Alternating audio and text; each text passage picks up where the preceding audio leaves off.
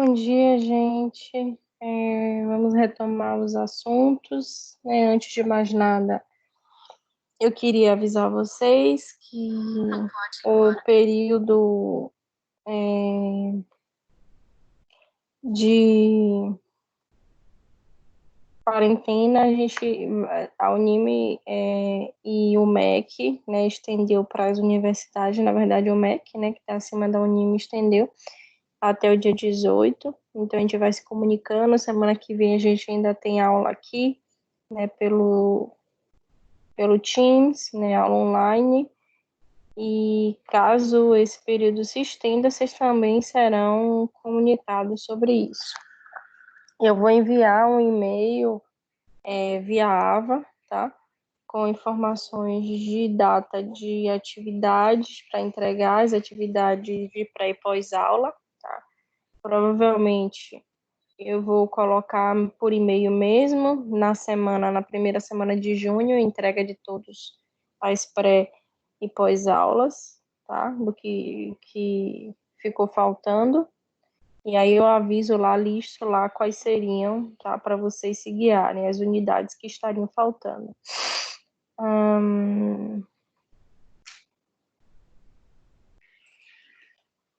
E as outras atividades que a gente vai fazer, porque a gente não tem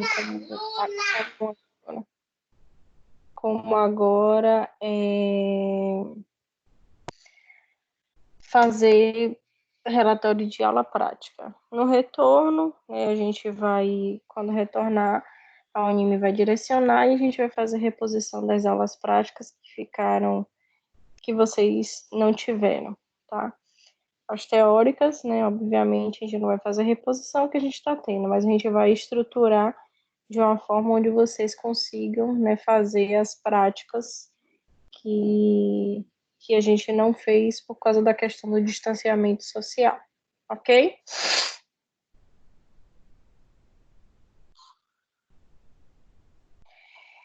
Então, a gente já viu até agora na disciplina, né, sobre a questão da rotulagem, né, a questão...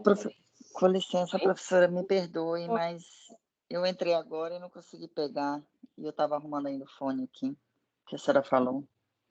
Ah, sim, não, eu só avisei que a gente vai ficar até dia 18, né, a programação da Unime ainda, em aulas online, e que eu vou enviar via e-mail do AVA, e posso enviar também para os líderes da turma, vou mandar um e-mail, né, com as datas direitinho, para vocês já deixarem lá salvo, tá?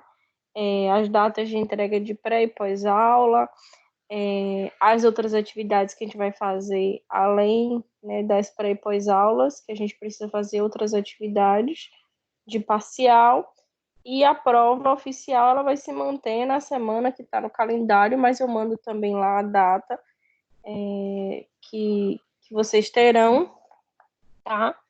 Justamente para vocês terem já isso salvozinho. Aí já estou avisando para vocês ficarem de olho. Provavelmente ainda hoje eu mando essas datas para vocês já deixarem salvo e se guiarem e não esquecerem, tá? Porque eu falando aqui, aí às vezes vocês não anotam e se perde, aí eu prefiro mandar lá pelo e-mail, aí vocês ficam de olho que eu vou mandar essas datas. Foi só o que eu avisei em relação às atividades parciais, tá? Ok? Tá, ok, obrigada, prof. Nada.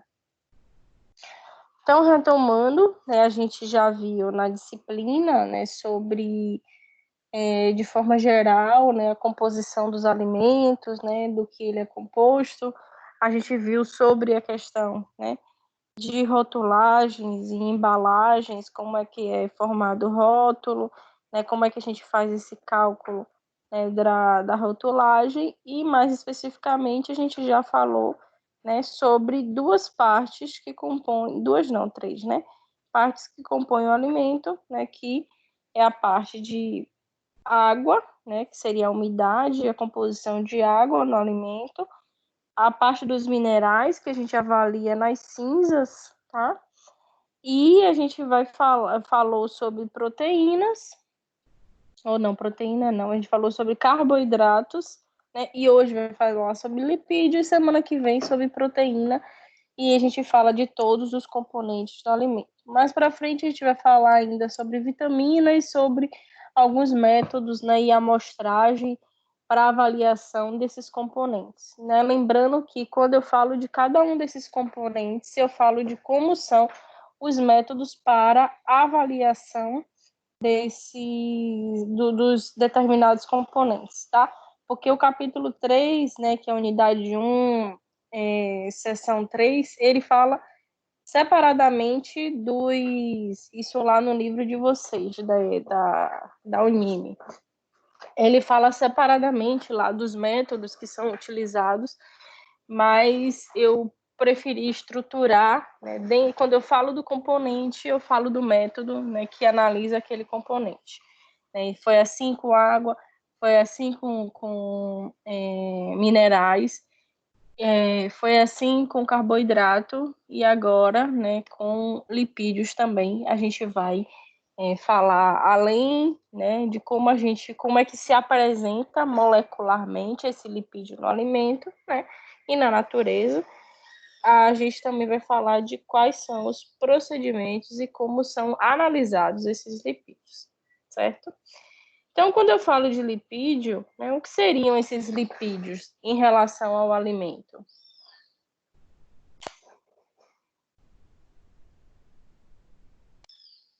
Lipídios em alimentos, o que é que vem em mente, na mente de vocês?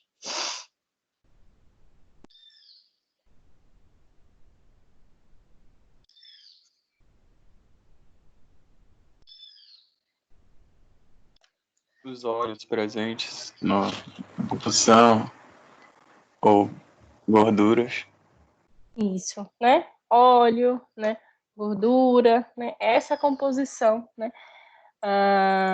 Que a gente associa, né, aos lipídios. E a gente vai ter uma estrutura molecular, né? A gente aprende isso no dia a dia, né? Que os lipídios são componentes insolúveis, né? Em água e solúvel em solventes orgânicos. Ou seja, a estrutura dele não é uma estrutura, né, que se mistura com a água, né? Então ele é insolúvel, né, em água. Então é aquela história, né, da água e do óleo, né, não se misturam. E aí quando a gente fala de solubilidade, a sua solubilidade vai ser em solventes, né, apolares, que não tem imersão, né, em água. Que são esses componentes apolares? Acetona, benzeno, clorofórmio, éter etílico, éter de petróleo e os álcools, tá? São os que a gente utiliza para fazer solubilização de lipídios. De maneira importante, né, quando a gente fala desses solventes orgânicos, a gente guarda essa informação porque eles são importantes no momento que eu for fazer a extração e quantificação de lipídios, né, no meu alimento, tá? Quando a gente fala da extração, é a mesma coisa, né? Quando eu falei lá da extração da água no alimento. Quando a gente coloca lá na estufa, né, o alimento triturado, a gente está fazendo a extração da água, só que a gente faz uma extração por calor e secagem. Quando a gente incinera o alimento, ali, na verdade, né, para fazer a quantificação de minerais, a gente elimina toda a matéria orgânica e deixa somente, né, a matéria mineral, né, somente o componente mineral. E aí, quando a gente fala dos lipídios, né, na verdade, a gente vai deixar o restante do alimento e retirar, né, somente da composição do alimento esses lipídios, e a gente utiliza esses solventes, né, que vão fazer a lavagem e a retirada desses lipídios do alimento, ok? Mas aí a gente vai aprofundar mais lá para frente sobre isso. Então, quando eu falo da importância dos lipídios de forma nutricional, a gente já aprendeu, né, que cada grama, né, a cada 9 gramas, né, de lipídios, a gente vai ter 9 calorias. Então, cada 1 grama de lipídio, eu tenho 9 calorias. Então, uma fonte energética, né? Mas é uma fonte energética né, que eu vou ter mais energia em cima do lipídio, mas eu também tenho que ter, né, mais energia sendo utilizada para poder fazer a quebra dessas moléculas. É um local de armazenamento energético também, porque a gente vai fazer, né, o nosso corpo, ele armazena energia em forma de lipídios, então quando eu estou comendo a mais do que eu consumo no meu dia a dia, mais calorias do que eu preciso, né, para que meu corpo funcione diariamente, eu vou fazer esse estoque, né, desse alimento em forma de lipídio. Então, por isso que a gente fala, o açúcar vai virar gordura, né? Porque a gente faz mudanças metabólicas, mudanças bioquímicas, onde esse açúcar, tá, ele vai ser armazenado em forma de gordura. A gente tem como principal fonte de lipídios na nossa alimentação, os ácidos graxos, né? E eles têm uma maior absorção, né? A gente tem também, né, a função desses lipídios de fazer transporte de vitaminas lipossolúveis e o transporte de outros lipídios também. Então, ele vai fazer transporte de vitaminas, de lipídios, né, no nosso corpo. Tem a função de isolamento térmico, né? Quanto mais a gente na natureza, a gente vê isso lá com os ursos que vão hibernar, né? E no local onde tem extremo frio, né? Eles comem bastante para poder fazer uma capa lipídica maior, né? Para ter mais lipídios e para conseguir manter, né, a temperatura do corpo, né? Para se proteger mais do frio. Além disso, né, função biológica, a gente vai ter importância na formação de membranas, paredes celulares, né, na composição da nossa própria célula, né? Lá na membrana a gente tem dois tipos de lipídios, tem os lipídios em forma de fosfolipídios, em forma de colesterol. Então, tá aí dada a importância desses lipídios, além, né, de a gente ter, né, a associação desses lipídios também como os hormônios esteroidais, os hormônios sexuais, né? Eles são lipídicos, eles são em formas de lipídio. Esses lipídios, né, compondo o alimento, ele vai dar maior palatabilidade a esse alimento, mais maciez, né, mais aeração. Então, se eu quero deixar o alimento mais macio, né, mais cremosinho, a gente adiciona alguma gordura, algum componente lipídico no meu alimento. Eles dão uma maior sensação de saciedade quando a gente faz a alimentação. Isso é realmente real, né? No momento que a gente come e tem algum lipídio, né? E eu não estou falando de gorduras ruins, porque a gente tem lipídios bons, né, para poder fazer a alimentação. Ele dá mais sensação de saciedade, justamente porque a gente precisa gerar mais energia para poder fazer a quebra daquelas moléculas lipídicas. Então, por a gente gerar mais energia, ter mais tempo para poder fazer a destruição daqueles lipídios, eles vão dar a sensação ao seu cérebro que você está saciado mais rapidamente. São agentes, né, emulsificantes, né, vão dar uma ponte, podem gerar uma ponte, né, dentro do alimento, onde ele vai fazer ligação entre a parte polar e a polar. E aí a gente vai ter lipídios especiais que fazem isso, né? Os monoglicerídeos, os diglicerídeos e os fosfolipídios. E os fosfolipídios, aqueles que a gente vê na nossa membrana, ele justamente faz isso. Ele vai ter uma parte polar e outra, né, apolar, fazendo então, né, a possibilidade da minha parte externa da membrana ter contato com a água e a parte, né, interna ali da bicamada lipídica ele ter, né, reter, né, ou repelir, na verdade, essa água e ser, né, apolar. Então, justamente quando a gente tem, né, essa característica anfipática, né, que tem uma região polar e outra polar, a gente tem alguns lipídios que têm essa classificação como os fosfolipídios. E a gente vê, né, no momento que a gente prepara alguns tipos de alimento, como, por exemplo, a própria maionese, né, ela vai se estabilizar porque a gente faz a adição, né, do ovo, e o ovo ele é repleto desses fosfolipídios. Então, no momento lá que tem na gema do ovo, essas lectinas, né, que são fosfolipídios, eles conseguem fazer a estabilização da emulsão, né, como, por exemplo, lá na maionese, onde a gente vai adicionar água, o óleo, né, o tempero, seja lá o que você for preparar a maionese, e no momento que a gente coloca o ovo e bate, né, e faz a agitação dessas moléculas, a gente consegue formar uma emulsão onde, né, vai ter a ponte, né, a partir desses fosfolipídios, né, a parte a parte polar vai ter contato com a água, fazendo então com a parte apolar uma ponte com óleo. E aí eu consigo ter esses dois componentes, né, juntos no meu alimento, graças, né, a um fosfolipídio.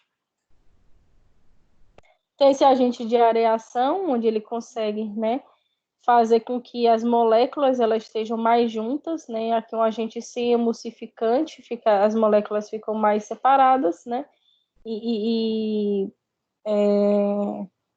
Né, como é que eu posso falar em palavras popular, né? Com grânulos ali, como se fosse grânulos ali no alimento, e quando essa mistura tem o emulsificante, né, a gente tem uma mistura mais homogênea. Isso a gente faz em sorvetes também. Em sorvete eles vão ter agente emulsificante, porque no sorvete a gente vai ter a parte líquida, a parte de água, né, com o suco da fruta, com outros componentes. A gente adiciona às vezes leite, né, e vai adicionar a gordura, e aí consegue fazer aquela emulsão.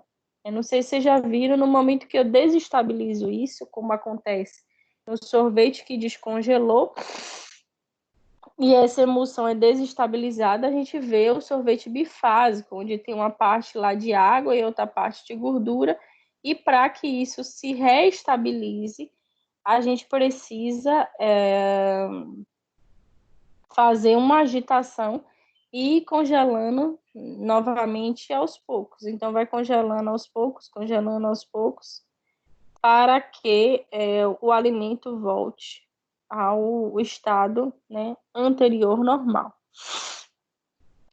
Então, falando dessa classificação, a gente pode classificar, né, os lipídios em gorduras ou óleos, né, onde as gorduras normalmente eles vão ser ácidos graxos, a gente vai falar sobre o que são esses ácidos graxos, tá? Saturados, ou os óleos que predominam os ácidos graxos insaturados. E a gente classifica esses saturados e insaturados justamente para o tipo de molécula. Quando a gente fala de saturação, né, utilizando essa palavra, né, no nosso dia a dia, quando a gente fala de saturação, significa dizer, né, que não tem mais possibilidade de ligação. Numa insaturação, né, a gente tem sim possibilidades de ligação. Tá? Aí a gente tem que lembrar, quando vocês viram química, né, eu já relatei isso no momento que eu falei lá de carboidratos, tá? Cada componente químico, ele vai ter o seu máximo de ligação, né, na molécula, né? O oxigênio, né, que a gente está falando de moléculas orgânicas, tá? Então, a gente vai ter oxigênio, carbono e hidrogênio. O oxigênio, ele tem, no máximo, a possibilidade de 2 ligações. O carbono, 4 ligações.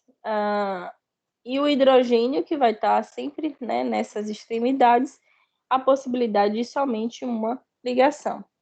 No momento que está todo mundo ligado aqui, né, e eu não tenho uma dupla ligação, é muito mais difícil eu quebrar aqui essa molécula, onde eu não tenho, né, ligações insaturadas, onde eu só tenho ligações saturadas, ou seja, já está todo mundo ligado ali, eu vou ter que quebrar essa molécula. Na verdade, não é fazer uma nova molécula, eu teria que quebrar essa nova molécula para poder ter a possibilidade de reagir com outros componentes orgânicos, tá? E aí, então, eu chamo esse tipo de ligação saturada. No momento que eu tenho uma dupla ligação, eu posso quebrar essa segunda ligação, né, dessa cadeia dupla, porque é uma ligação mais frágil e eu não preciso retirar, né, componentes da molécula, eu não preciso separar a molécula, eu só preciso quebrar essa dupla ligação e aí fica sobrando, né, espaços para que eu possa, né, fazer a ligação com outro componente. Então, quando a gente tem regiões onde tem dupla ligação, a gente chama de ligações insaturadas. No momento que a gente não tem duplas ligações, né, já está ali no máximo e vai ser difícil de quebrar, vai ser difícil de fazer, né, adicionar novos componentes ali naquela molécula, a gente chama de ligações saturadas, ou seja, não tem dupla ligação, é saturada, tem a dupla ligação, é então insaturada, ok? Então vamos para lá. E a diferença do óleo e da gordura, a gente tem, né, depende do estado físico, né?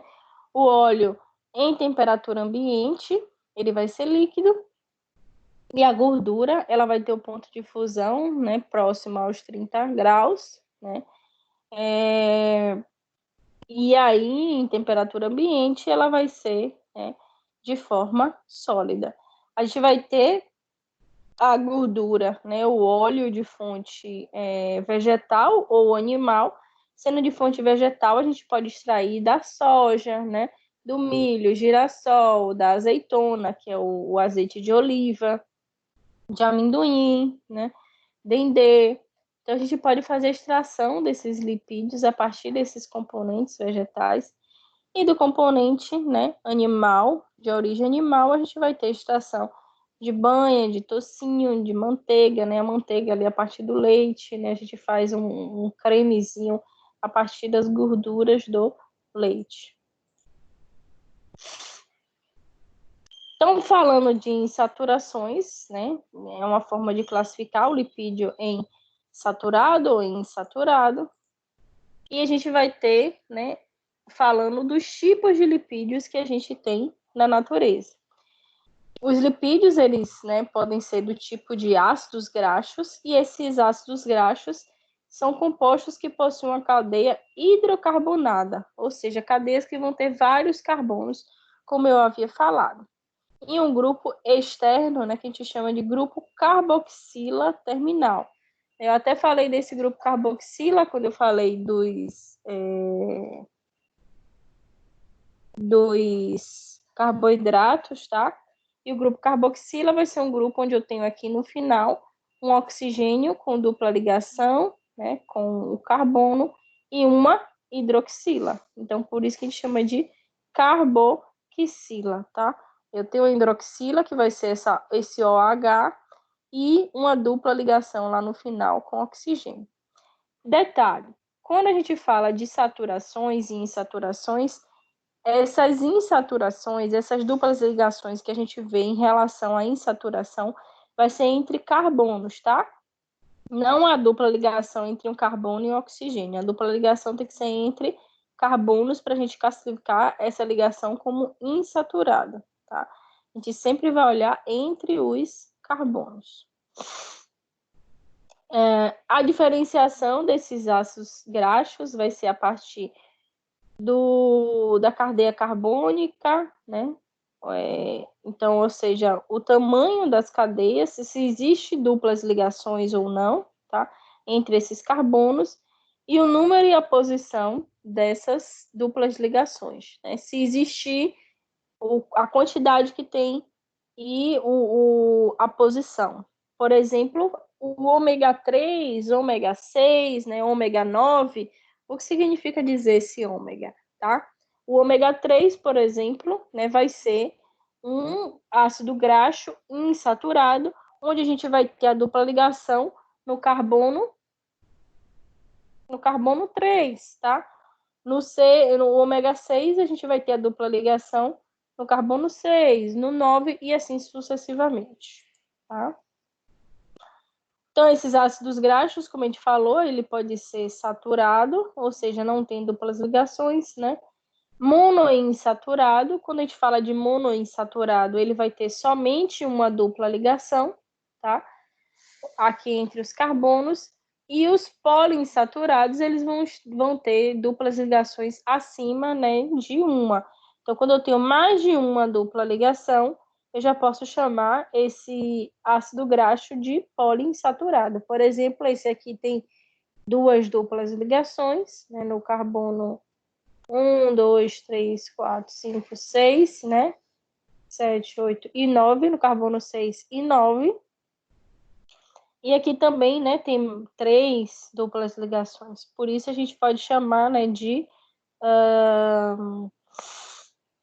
ácidos graxos poliinsaturados. Certo?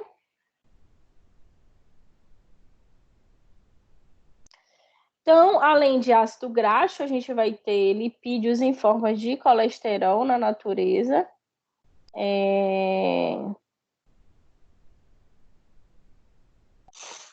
Que é, né, o colesterol, né?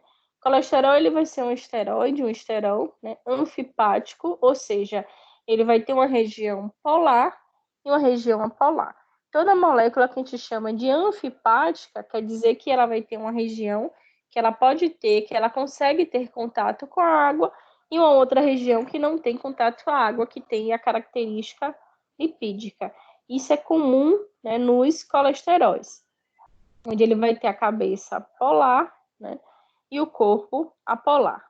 E onde a gente encontra esses colesteróis? Né? A gente vai encontrar na gema do ovo, em vísceras, em manteigas, queijos, né, alimentos de origem de laticínios, né, derivados do leite, na carne vermelha, né, em alguns crustáceos a gente tem, né, esse colesterol presente. Funcionabilidade do colesterol, a gente vai ter ele compondo, né, as diferentes células, como eu falei, né, a gente tem, junto lá com a camada, bicamada de fosfolipídios, a gente vai ter moléculas de colesterol que dão mais rigidez à nossa membrana. Ela vai estar também em células nervosas, compõem as células nervosas, a gente sabe, né, que são células que têm maior quantidade lipídica. O colesterol que está nas nossas células, né, da pele, ele é um precursor, né, da vitamina D. No momento que a gente recebe radiação, há então a modificação dessa molécula e transformação, biotransformação, para se transformar em vitamina D. E são constituintes também dos ácidos biliares, né, os ácidos que ajudam a solubilizar, ajudam a emulsificar, a facilitar com que a gordura seja digerida. Então, esses ácidos biliares, eles são agentes emulsificantes e são compostos também por colesterol. Né? E esse colesterol faz com que haja uma ponte entre esses lipídios provindos da alimentação, né, e que as enzimas que façam a quebra, a digestão desses lipídios consigam acessá-los mais facilmente. Por isso que o indivíduo que tem, né, que não tem a vesícula biliar, ou seja, não tem a região onde guarda, né, esses ácidos biliares, que guarda essa bile, ele tem uma maior dificuldade de fazer a digestão de lipídios, né? Não é a bile que produz, ou desculpa, a vesícula biliar que produz a bile, mas é o local onde armazena, onde eu consigo ter, né, ali no momento da digestão, maior quantidade de ácidos biliares. E alguns hormônios sexuais e o cortisol são compostos por esse colesterol. Então, é um outro componente, a gente pode ter a partir de fontes, né, da nossa alimentação, e são importantes para que componha, então, a alimentação. E esses lipídios, eles deixam, né, de ser mais simples, né, e podem se transformar, né, em lipídios mais complexos, né, como, por exemplo, né, os triglicerídeos ou os triacilgliceróis, tá? Para formar os lipídios, né, os triglicerídeos, né, a gente vai ter uma molécula de glicerol, né, e essa molécula de glicerol ela vai ter 3 moléculas de ácido carboxílico, que seria, né, só essa partezinha aqui, né, dos ácidos graxos, essa região aqui dos ácidos graxos. Então, ela vai ter, né, 3 ácidos carboxílicos, né, esse componente aqui dos ácidos graxos, eles se ligam a essa molécula de glicerol, né, em 3 regiões, formando, né, o que a gente chama de triglicerídeos. Então, esses são os 3, né, tipos de lipídios que a gente encontra e que tem envolvimento, né, na natureza. São os 3 tipos de lipídio que a gente encontra na natureza e que tem envolvimento na composição dos alimentos, são os principais, né, tipos de lipídio que a gente encontra, né, e se alimenta. E a gente tem as propriedades em relação a esses lipídios, né, como o ponto de fusão, calor específico, viscosidade. Então, quando a gente fala em relação ao ponto de fusão, ele depende, né, isso com os diferentes componentes, lembrando que o ponto de fusão, né, é o ponto onde eles, né, entram em estado sólido, e ele vai depender do tamanho da cadeia do ácido graxo e do seu grau de saturação, né? Porque os saturados, eles são sólidos, né, a temperatura ambiente, enquanto os insaturados, né, vão abaixar esse ponto de fusão, ou seja, né, tem que resfriar mais esses lipídios para que eles, né, sejam solidificados. Eu não sei se vocês já repararam, né, se vocês colocam óleos na geladeira, o óleo na geladeira, ele pode, então, ficar um pouco mais sólido, né? Mas já na temperatura ambiente, ele é líquido. Então, há essa diferença. Normalmente, os óleos eles vão ter mais moléculas insaturadas, mais componentes insaturados. Então, para que ele chegue ao estado sólido, eu preciso abaixar essa temperatura, né? Quando a gente aumenta a temperatura, a gente deixa no estado líquido, né? Isso a gente acontece, não sei se vocês já viram uma gordura sólida, né? Um banha, por exemplo, muita gente usa para cozinhar. A banha é num estado, né, de temperatura normal ou congelado, ela vai estar sólida, e no momento que você aquece, ou seja, que você aumenta a temperatura, você se distancia desse ponto de fusão, tornando aquele lipídio, né, sólido. O calor específico, que é a quantidade, né, de calor necessária para elevar a temperatura, né, de uma determinada substância a cada 1 grau. Então, o calor específico, né, ou seja, a quantidade necessária para que consiga, né, elevar 1 grau de temperatura, ou seja, aquele lipídio está a 35 graus, né? O quanto eu preciso de fornecer de calor para que ele saia dos 35 para os 36 graus, ou seja, aumente esse 1 grau, né? É o que a gente chama de calor específico.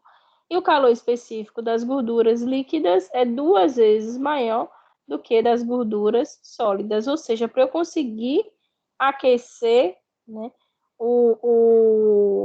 os óleos, né, para que eu consiga elevar a temperatura dos óleos, vai demorar mais tempo, né, e eu preciso de mais, né, aquecimento, mais energia imputada naquilo ali, para que eu consiga elevar 1 grau. Né? Isso vocês podem observar também no dia a dia. Né? No momento que eu vou aquecer a manteiga, que vai ser o lipídio em estado sólido, é muito mais rápido, né, do que o óleo, né, que eu coloco ali para poder fazer o aquecimento. Né? Quando eu falo isso de aumento de temperatura. Em relação à viscosidade, né, ter o aspecto mais viscoso, né, está mais relacionado ao comprimento, né, da cadeia desses ácidos graxos, né? Então, quanto maior a cadeia, mais viscosa é a gordura. E quanto, né, mais insaturações, né, desses ácidos graxos, né, vai diminuir essa viscosidade, ou seja, quanto mais, né, saturado, mais viscoso. Quanto mais insaturado, menos viscoso, né, aquele lipídio, né, vai ser. Em relação à solubilidade, ou seja, né, quanto, né, esses lipídios são solúveis em solventes orgânicos ou inorgânicos, como a água, né? As gorduras, elas são muito mais solúveis em solventes orgânicos e insolúveis em água. Isso aí, tá todo mundo careca de saber, né? E a solubilidade, ela vai depender do comprimento da cadeia dos ácidos graxos, né? Quanto maior, né, essa cadeia e mais saturada, menos solúvel ela vai ser, né, em componentes inorgânicos presentes ali no alimento. Em relação à plasticidade, ou seja, dessa gordura ir e voltar ao estado dela no momento que a gente vai fazendo modificações, né, vai estar mais relacionado com essa rede tridimensional que essas gorduras podem formar, e muitas delas vão formar cristais, né, dos óleos, né, mantendo a forma, mesmo que exista a pressão sobre elas. Então, normalmente, quando tenta fazer a modificação dessa estrutura desses lipídios, né, eles vão ser mais plásticos, né, eles vão conseguir voltar à estrutura normal, normalmente quando eles formam esses cristais. Ok? Até aqui?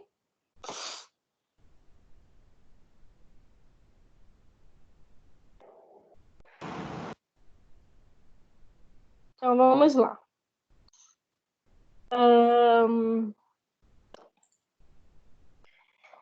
Então, quando a gente fala dessas características tecnológicas, né, as características onde eu consiga utilizar, ou então formas de se fazer modificações, né, nos lipídios e nas moléculas dos lipídios, né, a gente pode ter as técnicas de fracionamento, né, e transesterificação, né. Os ésteres são formas, né, orgânicas também desses lipídios, tá? Então, quando a gente fala de fracionamento, né, ele vai estar relacionado à manutenção dessas gorduras, né, em temperaturas, né, nos quais essas cadeias, né, dos triglicerídeos ou dos triacilgliceróis, né, eles, sendo os mais saturados, eles cristalizem, né, e tenham, né, tanto, né, na fase sólida, né, mais saturadas, né, como na fase líquida mais insaturadas. Então, a gente consegue, né, no momento onde a gente vai fazer a separação, né, em temperatura ambiente, a gente consegue separar os lipídios insaturados, né, que eles vão estar em temperatura ambiente de forma líquida, e os saturados, né, em temperatura ambiente de forma sólida, e a gente consegue fracionar, a gente consegue separar, né, e utilizar, né, no dia a dia, na alimentação e na formação de produtos, né, onde a gente vai ter a separação dos óleos, né, e conseguir separar nesse óleo mais componentes insaturados e de cadeia curta, e na fase sólida eles vão ter mais componentes saturados e de cadeia longa. Quando a gente fala da esterificação, que vão ser alguns rearranjos nesse grupo acil, né, da molécula, né, a parte, né, do glicerol.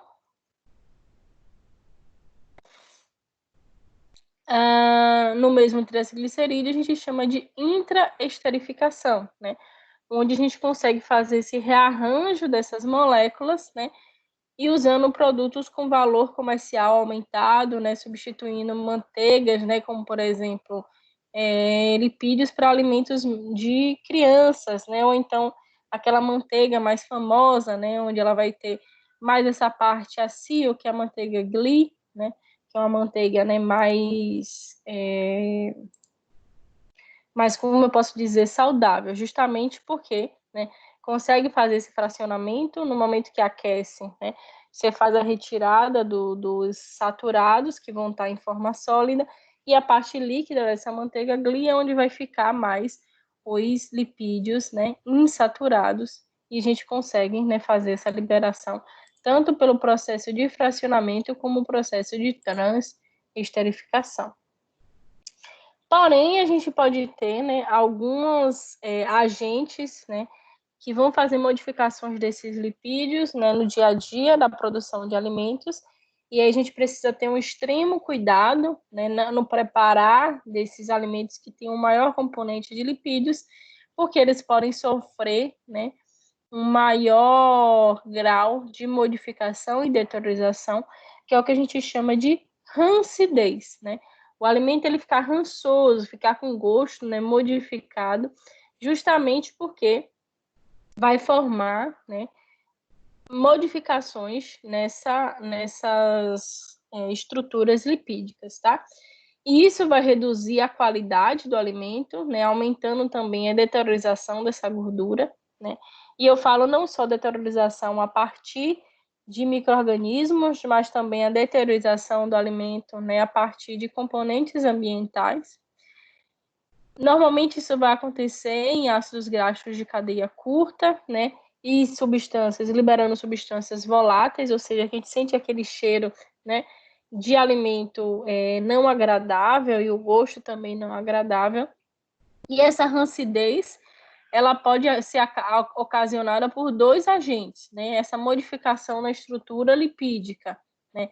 De forma não benéfica, ou a partir do contato com a água, né? O que a gente chama de hidrólise, então ambientes aquosos, né?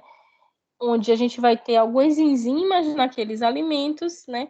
E vai ter a ação dessas enzimas, que são enzimas lipases, que vão agir, né, em ambiente aquoso, ambiente que eu tenho água, fazendo então a hidrólise, né, dos ácidos graxos, liberando ésteres, né, que podem ser, né, com gostos, né, desagradáveis. Ou então alguns agentes químicos, como alguns ácidos, algumas bases adicionadas no alimento, podem também fazer essa transformação. Outro, né, componente que pode fazer modificação, né, nesses lipídios é o contato com o oxigênio, tá? Então, o oxigênio, ele pode fazer uma rancidez oxidativa, ou seja, o oxigênio, vocês devem ter visto, né, lá em CMC ou então em MOFO4, quando a gente fala, né, de alguns agentes que fazem modificações em moléculas, né, que a gente chama de radicais livres, e a gente vai ter esses radicais derivados do oxigênio, e pode ter essa função oxidativa, ou seja, esses radicais eles vão se ligar, né, aos lipídios, eles se ligam mais facilmente a esses lipídios, né? Normalmente, uma conservação inadequada, se eu deixo num ambiente onde vai ter o oxigênio atmosférico, ele vai então quebrar essas duplas ligações, né? Formando esses radicais livres, né? Ligados àqueles lipídios, e normalmente a gente vê isso em alimentos congelados. Então, a ideia é que nos alimentos congelados a gente reduz o máximo possível de oxigênio e o contato com o oxigênio, então a gente tem que fechar bastante embalagem a vácuo, né? Fechar bastante aquela embalagem ou aquela vasilha que a gente está utilizando para poder fazer o congelamento, justamente para evitar esse contato do oxigênio com os lipídios, né? E evitando, então, né, que façam essa oxidação. Então, a gente tem dois agentes que fazem essa modificação na estrutura, produzindo componentes, né, lipídicos que vão ter o gosto, né, e o cheiro desagradável, fazendo essa transformação e reduzindo a atividade biológica, assim como, né, a questão comercial dos meus lipídios. Então, quais são os cuidados que eu tenho que ter no preparado desses alimentos, né? Evitar o contato com água, né? E o contato com o oxigênio atmosférico, o oxigênio do ambiente, e aí é uma das formas de preservação e conservação de alimentos que tem maior quantidade de lipídio. Outro processo tecnológico, e isso acontece normalmente, né, na indústria de alimentos, é o processo de hidrogenação. Por exemplo, quando eu quiser fazer a formação, né, de insaturados, normalmente alimentos de origem vegetal, eles vão ter maiores componentes, né, insaturados, e aí eu quero transformar essas insaturações, eu quero transformar essa molécula para que, em temperatura ambiente, ele esteja no estado sólido. Isso acontece com a margarina, né? A margarina é um óleo vegetal que vai passar por um processo de hidrogenação, modificação na molécula dessa margarina, né, ou desse azeite, desse óleo, na verdade, transformando, então, a estrutura dos lipídios insaturados, fazendo com que esses lipídios insaturados, né, eles estejam em temperatura ambiente, né, no estado sólido.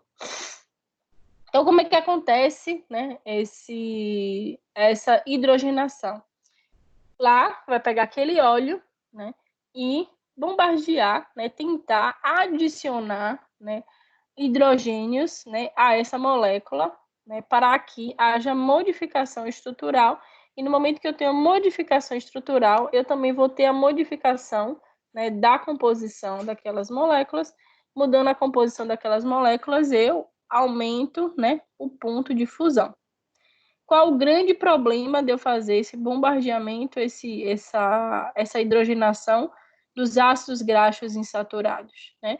Eu transformar essa gordura em gordura trans, que era uma gordura cis, e ela passa a ser uma gordura trans. A gente vai entender ainda o que é essa gordura trans, né? E qual é essa modificação. Então, alimentos, né, que são passados por processos de hidrogenação são alimentos que vão ter, né, aumentos de gorduras trans, tá? Isso em relação à vida de prateleira, ela vai aumentar, maior estabilidade a agentes oxidantes, então eu diminuo a possibilidade de rancidez oxidativas daquele ambiente, daquele alimento. Vou aumentar o ponto de fusão, então eu preciso de mais energia para quebrar aquela molécula, fazendo com que ela também esteja em estado sólido em temperatura ambiente. O grande dano é a transformação daquela gordura em trans, tá? E o que são esses trans, né? O que são essas gorduras trans? Né? No processo de hidrogenação, no momento que eu estou, né, adicionando hidrogênio naquela molécula, né, a gente tem, como eu falei, ácidos graxos insaturados. Isso só pode ser feito em ácidos graxos insaturados. Ou seja, né, ele vai ter uma dupla ligação. No momento que ele tem uma dupla ligação, que eu estou bombardeando ali de hidrogênio, ele vai estar modificando a posição desses hidrogênios. Quebrando, voltando essa dupla ligação. Nos sistemas biológicos, né, e quando eu falo de sistema biológico, quando eu estou falando de vegetais, né, do óleo vegetal, né, do óleo ali extraído, a gente vai ter o ácido graxo sempre na forma cis. E o que é essa forma cis? Os hidrogênios, que vão estar junto dos carbonos que tem a dupla ligação, aqui tem um carbono, aqui também tem um carbono, e ligado aqui a esse carbono aqui, eu vou ter esse hidrogênio e essa dupla ligação com outro carbono.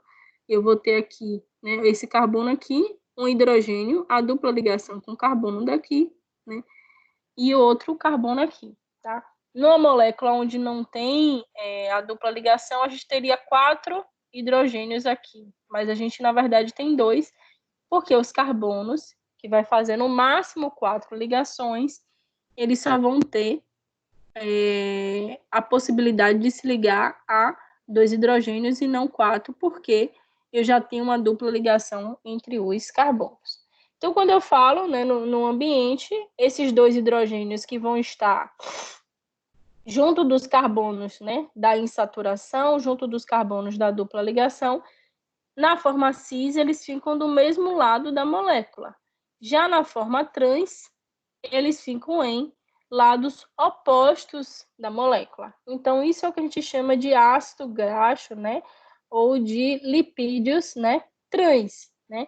Onde na molécula, os hidrogênios que estão junto com os carbonos da dupla ligação, eles ficam de formas opostas. Parece uma besteira, né? Porém, né, no nosso, né, sistema digestivo, no nosso, né, o nosso sistema, ele está muito mais preparado para metabolizar e para destruir os lipídios de forma cis, tá? É mais fácil de encaixar, de quebrar, de formar novos componentes, de metabolizar os lipídios de forma cis do que de forma trans, justamente porque modificou a estrutura ali da molécula, tá? Então, no momento que a gente faz adição de hidrogênio acaba com que, né, eu modifico essa estrutura fazendo a modificação da posição desse hidrogênio. E aí, no meu organismo, que não está tão preparado para uma grande quantidade desses lipídios de forma trans, eu vou ter impactos na saúde. Por isso, essa campanha, né, de fazer a redução, né, e contato, né, do nosso corpo, do nosso sistema com os lipídios de forma trans. Alguém quer perguntar alguma coisa?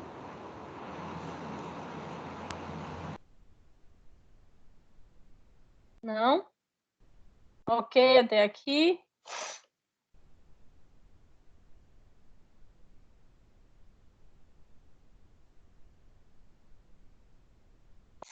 Vamos lá, então.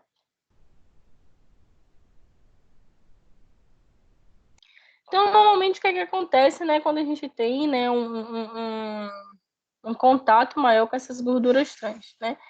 De forma geral, a gente vai ter em maior quantidade, né, as gorduras trans de forma artificial. Ele é produzido pela indústria a partir da transformação dos óleos vegetais líquidos em gordura sólida, como eu falei, por exemplo, o processo na margarina, mas isso não é só usado para margarina, né? A margarina é um óleo vegetal líquido, né? Eu passo por um processo de hidrogenação, onde eu modifico a molécula, né? Começo a formar outros ácidos graxos, né? Outros componentes. Um desses ácidos graxos que eu vou ter ali no componente são os trans, né? Aumentando a quantidade desses trans, transformando, né, em gordura sólida. E eu também posso chamar de gordura vegetal hidrogenada. Ou seja, por que hidrogenada? Porque passou pelo processo de hidrogenação. E para que normalmente a gente utiliza, né, e faz esse processo de hidrogenação? Para aumentar o prazo de validade, né, porque ele não deixa, né, tão facilmente ser oxidada, né, essa molécula, não é tão fácil o acesso de micro-organismos, então a gente faz esse aumento dessa vida de prateleira desse componente. Vai ter maior sabor, mais maciez, mais crocância, aquele produto que tem um pouco mais de gordura trans, né? E de origem animal, a gente pode ter uma pequena quantidade, né? Em leite, em carne vermelha, né? Mas não é uma quantidade tão grande quando, né, passa como passa nos processos industrializados. E qual é o grande problema dessas gorduras trans, né?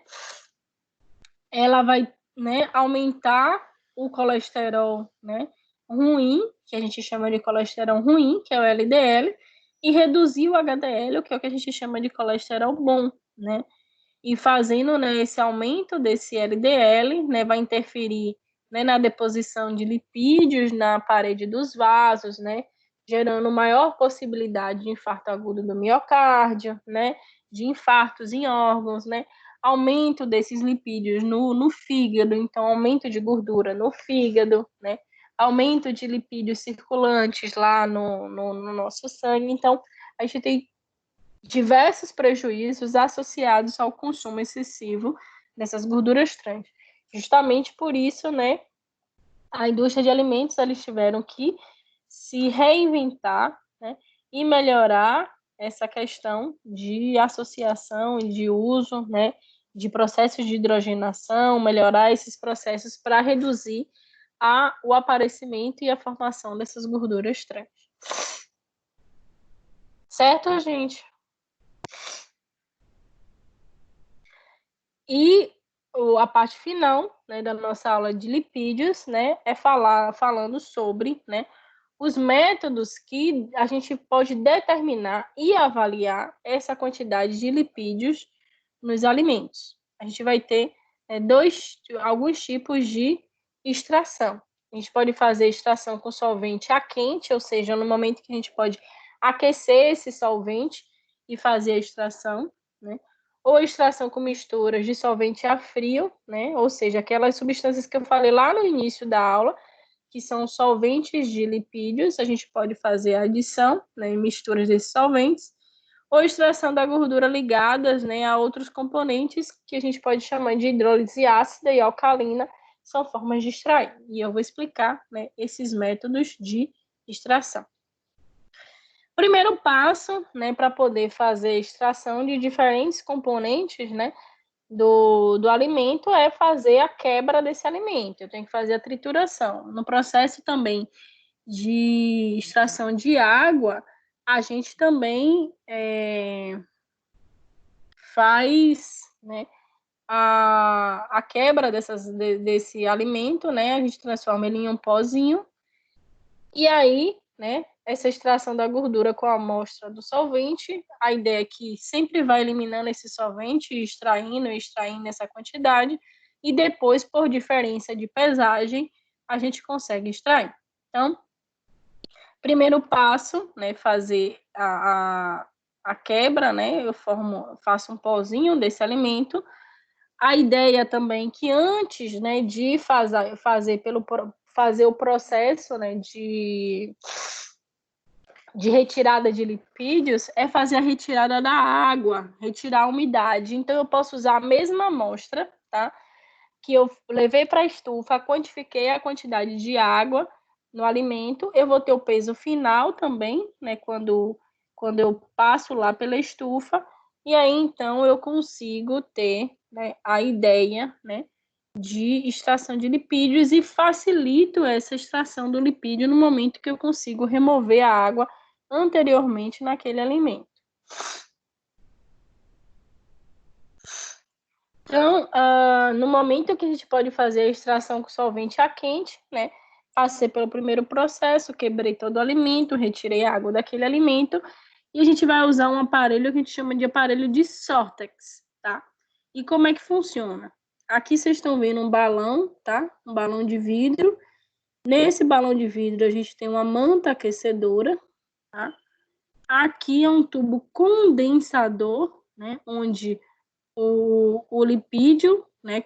O solvente, né? Que vai estar aqui lavando o lipídio. A gente pode usar o éter etílico, o éter de petróleo.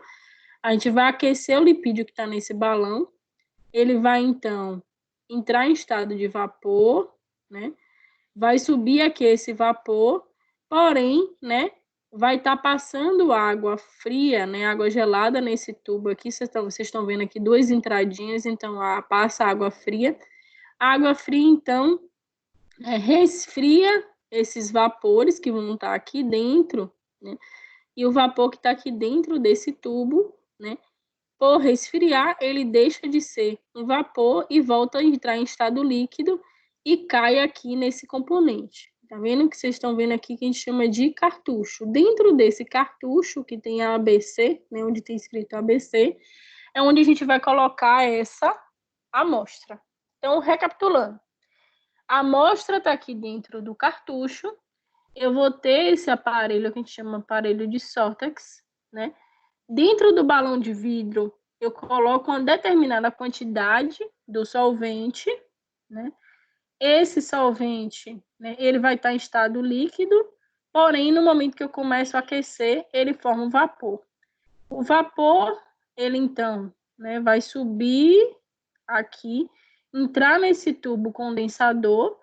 No momento que eu tenho água fria passando aqui por fora desse condensador, ele resfria esse vapor e aí ele começa a pingar, né, a cair de forma líquida aqui nessa amostra. No momento que ele cai na amostra, né, de forma líquida, e vai então passar por densidade e voltar para o balão, ele vai então estar pegando todo o lipídio que tem naquele alimento. É como se ele arrastasse aquele lipídio ali naquele alimento e o lipídio começa a cair aqui então nesse balão. A gente começa a ver a formação do óleozinho nesse balãozinho ali, né, do nosso condensador.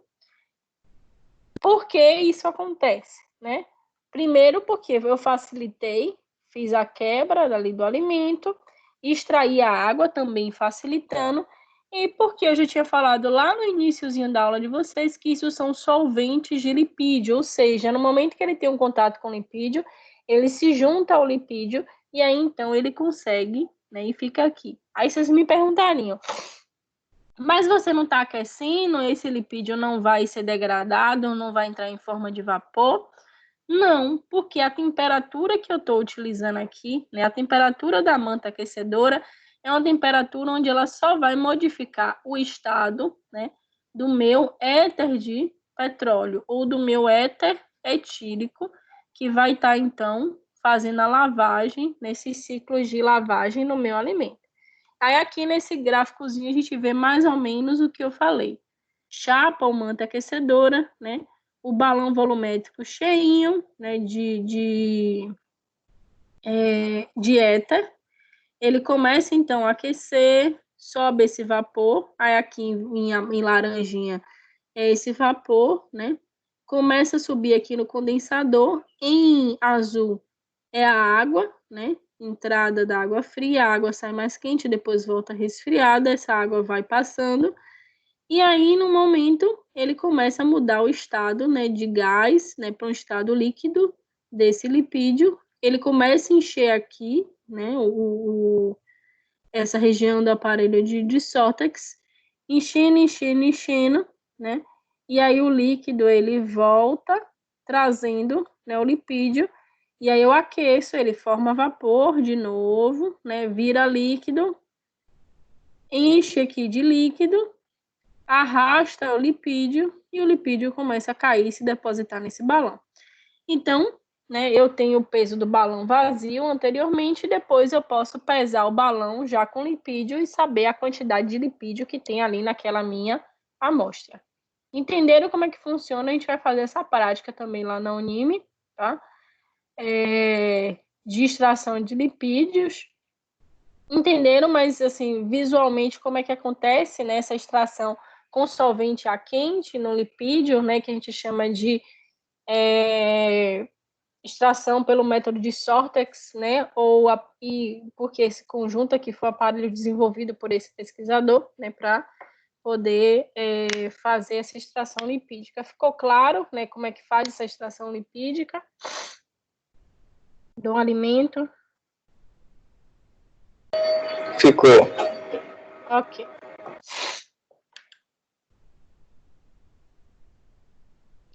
Então, essa eficiência desse método, né, ele vai variar, né, quanto à natureza desse material extraído, né, o tamanho das partículas, né, o grau relativo de umidade nesse alimento, tá?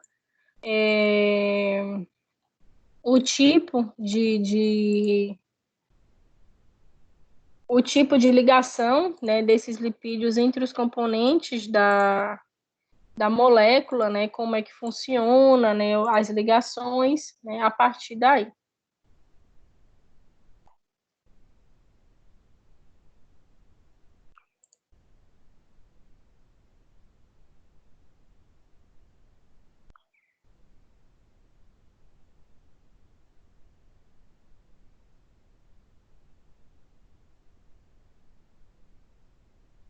A gente vai ter também, tá, outros métodos de extração, né? Eu falei com vocês que a gente tem, né, um método de extração com solvente a quente, né?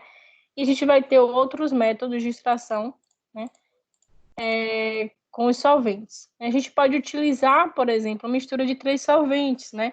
Clorofórmio, metanol e a água, tá? Normalmente a gente vai pegar a amostra, né? Mistura essa amostra com metanol e o clorofórmio, né? O clorofórmio se liga a esses lipídios e o metanol faz a retirada, né, de todas as substâncias não lipídicas.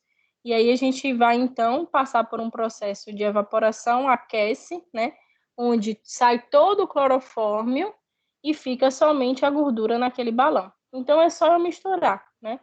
Misturo os solventes, né? O clorofórmio, o metanol e a água, né? A esse ambiente, né? A essa amostra, desculpa, né? Misturei esses três componentes na amostra. Primeiro a gente mistura, né, o metanol e o clorofórmio, depois o clorofórmio e a água.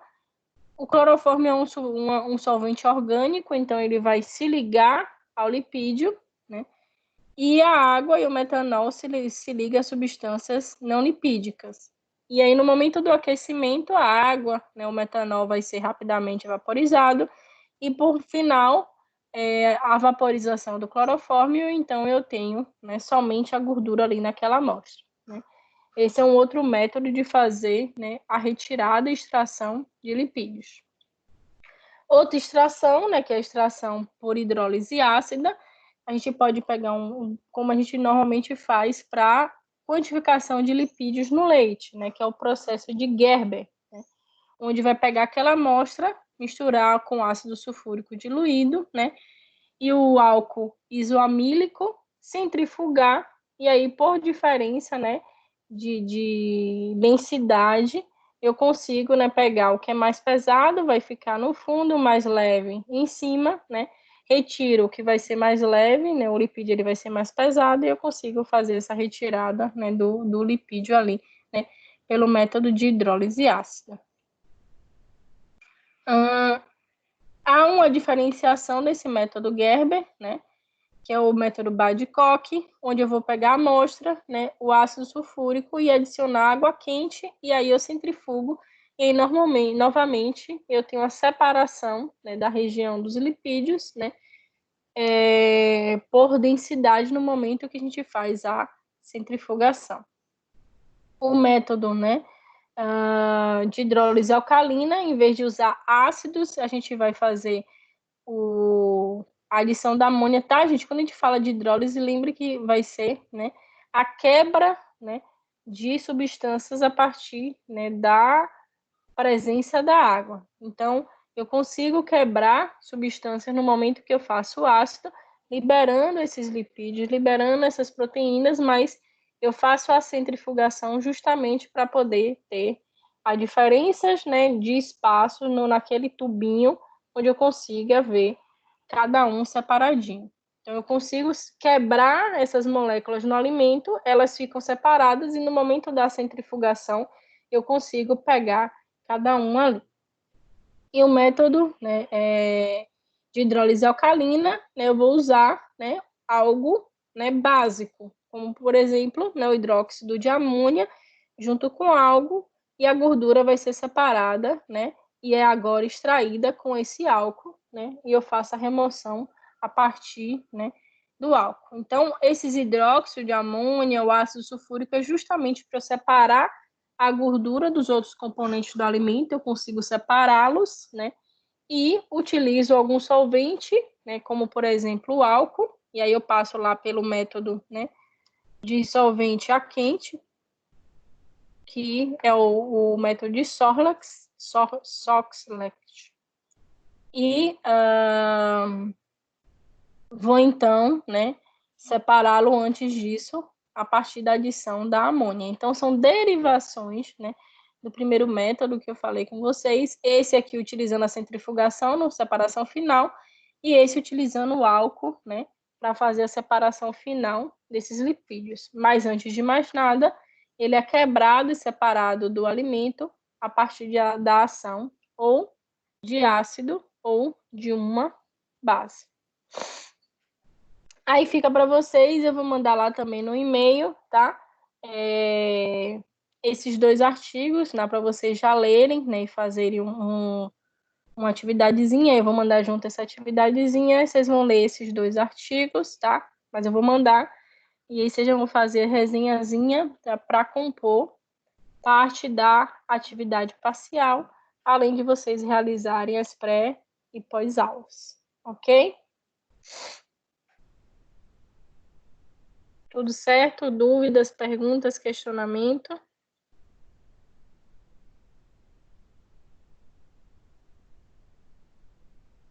Certo, professora. A senhora vai colocar ainda hoje? Eu vou tentar mandar ainda hoje. Terminando aqui agora a aula, já mando. A senhora vai pra vocês. colocar. A senhora já tem um prazo? É isso, eu vou mandar todo o calendário para tá vocês bom, junto com beleza. esses materiais. Tá bom. Vai lá, filha. Tá bom, pronto. Professora, Oi? se quiser já ir fazendo as pré e pós-aulas e enviando